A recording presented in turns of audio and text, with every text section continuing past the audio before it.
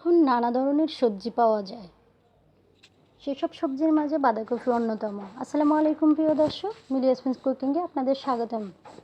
আজও চলে আসলাম আরও একটি রেসিপি নিয়ে, খুবই সহজ। আজ আমি তৈরি করে দেখাবো বাঁধাকপির ডালনা। আশা করি আপনাদের ভালো লাগবে। ভালো লাগলে চ্যানেলটি সাবস্ক্রাইব করে পাশে থাকবেন।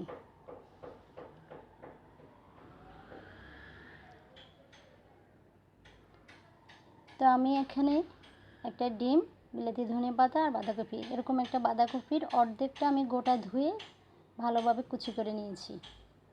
এখন আমি চুলায় একটা ফ্রাই প্যান বসিয়ে দিয়ে 2 টেবিল চামচ তেল দিয়ে দিলাম। দিয়ে তেলটা গরম হলে তেজপাতা একটা, দারুচিনি, এলাচ দিয়ে দিলাম। এলাচটা একটু মুখ ভেঙে দিলাম।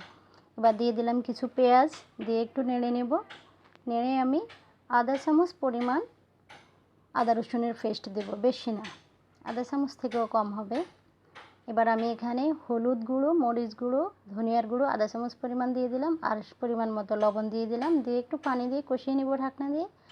কষানো শেষ। এবার আমি বাঁধাকপিগুলো দিয়ে দেব। কুচানো বাঁধাকপিগুলো দিয়ে একটু নেড়ে ছেড়ে ভালোভাবে মশলাগুলো লাগিয়ে নেব। তো আমি একটু নেড়ে ভালোভাবে ঢাকনা দিয়ে দেব 5 মিনিট। 5 মিনিট পর ফিরে এলাম। এবার আমি একটু নেড়ে ফাঁক করে পানি থাকা অবস্থায় আমি একটা ডিম ভেঙে দেবো এই পানির মধ্যেই।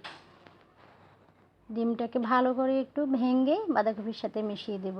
আর এদিক দিয়ে আমি তেজপাতাটা তুলে নেব। 3টা কাঁচামরিচ দিয়ে দিলাম।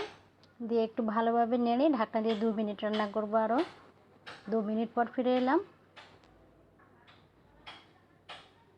আবারও আমি একটু নেড়ে দিচ্ছি। এবার দিয়ে দেবো আমি সেই ধনেপাতা কুচি। আপনারা চাইলে নর্মাল যে ধনেপাতা সেগুলোও ব্যবহার করতে পারেন। তো এখানে আমি দিয়ে দিলাম টমেটো সস 1 চামচ। আপনারা টমেটো কুচিও দিতে পারেন। তো আমি ঢাকনা দিয়ে দিলাম 1 মিনিটের জন্য। আরও 1 মিনিট পর ফিরে এলাম। পানি শুকিয়ে গিয়েছে। হয়ে গেল আমার বাঁধাকপির ডালনা। আমি তুলে দেখাচ্ছি। এই তো আমার হয়ে গেল। তো আশা করি আপনাদের ভালো লেগেছে। আর ভালো লাগলে ভিডিওটি না টেনে সম্পূর্ণ দেখবেন। আর যারা আমার ফেসবুক পেজে নতুন জয়েন্ট হয়েছেন, আমার পেজটি ফলো করতে ভুলবেন না। আজ এই পর্যন্তই বিদায় নিচ্ছি। আল্লাহ হাফেজ।